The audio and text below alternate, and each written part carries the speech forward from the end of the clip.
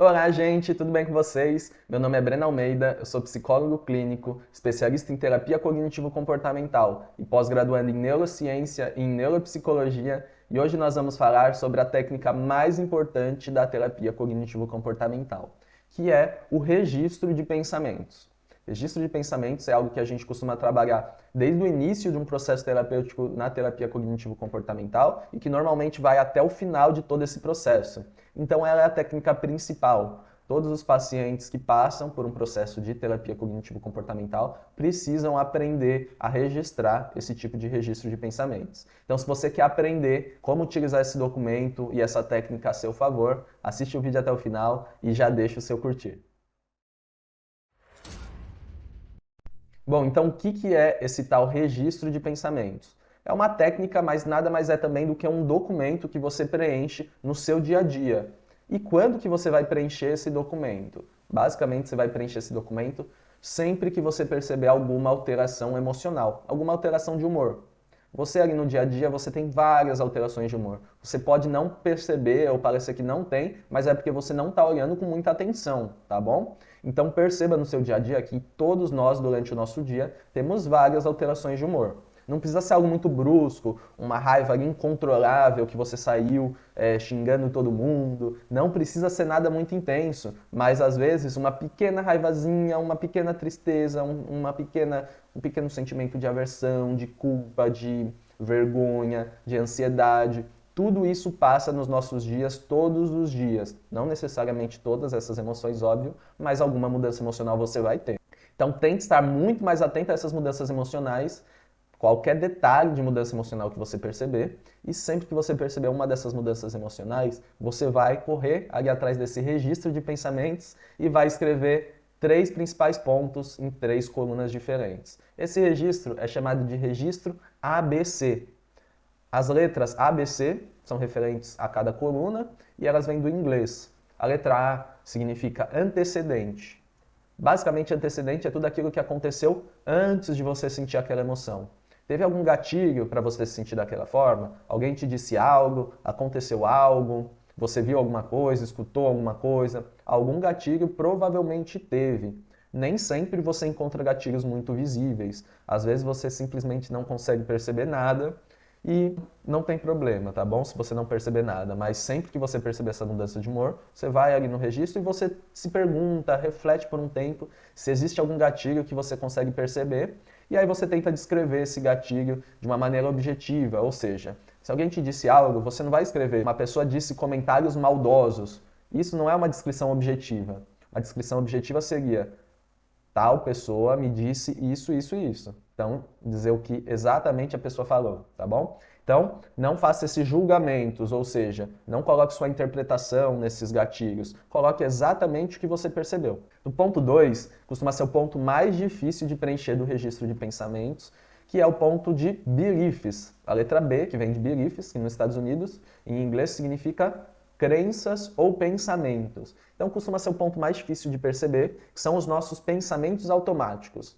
Para você registrar essa segunda coluna, você vai se perguntar: antes de sentir aquela emoção ou durante o momento que eu senti essa emoção, eu pensei alguma coisa? O que passou pela minha cabeça nesse momento?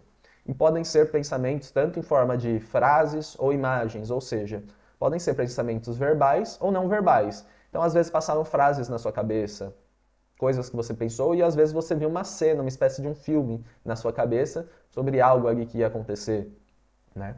Normalmente esses pensamentos a gente chama de pensamentos automáticos, são pensamentos que parecem que borbulham, que brotam assim na nossa mente, aparecem meio que do nada, e eles mexem sim com o nosso emocional, apesar da gente não dar muita atenção para eles.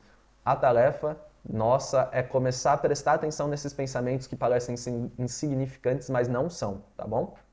Então você vai fazer essa observação, vai tentar escrever ali os seus pensamentos e muitas vezes numa mesma situação, num mesmo gatilho, você pode anotar vários pensamentos diferentes. Não tem problema. Anota os pensamentos que você perceber ou que você lembra que teve.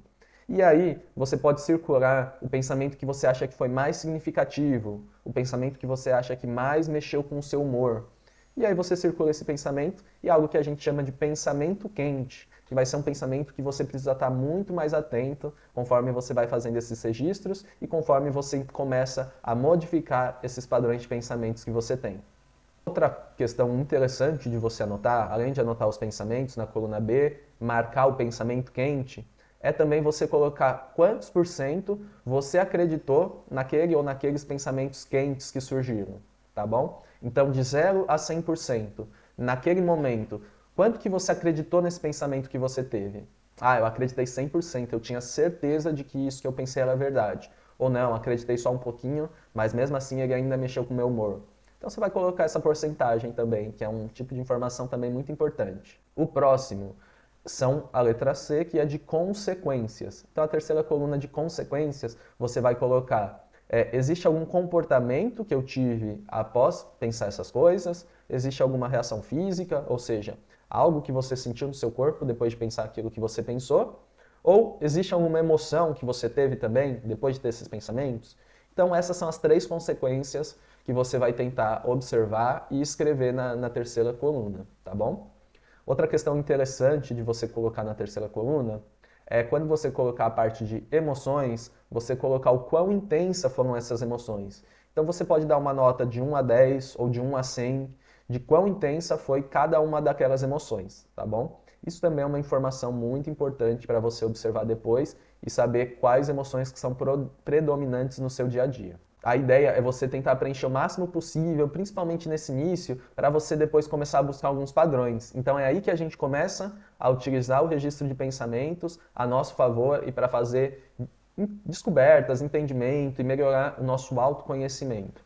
Depois que você tiver preenchido algumas vezes esse registro de pensamentos, por uma semana inteira ou por algumas semanas ou dias, você vai começar a buscar alguns padrões nesse registro.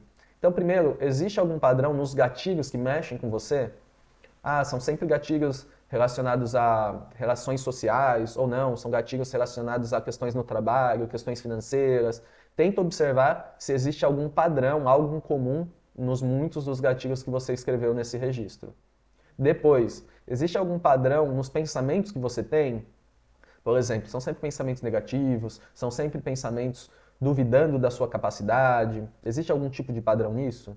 E por último, você vai buscar algum padrão nas consequências. Teve padrões nos seus comportamentos, nas suas reações físicas, nas suas emoções, tiveram emoções que se repetiram muitas vezes na sua semana, por exemplo. Você vai tentar ir buscando você mesmo esses padrões e, é claro, se você tiver um psicólogo da linha da terapia cognitivo-comportamental para te ajudar, ele vai te ajudar muito a você conseguir entender melhor esses padrões e trabalhar melhor essas dificuldades.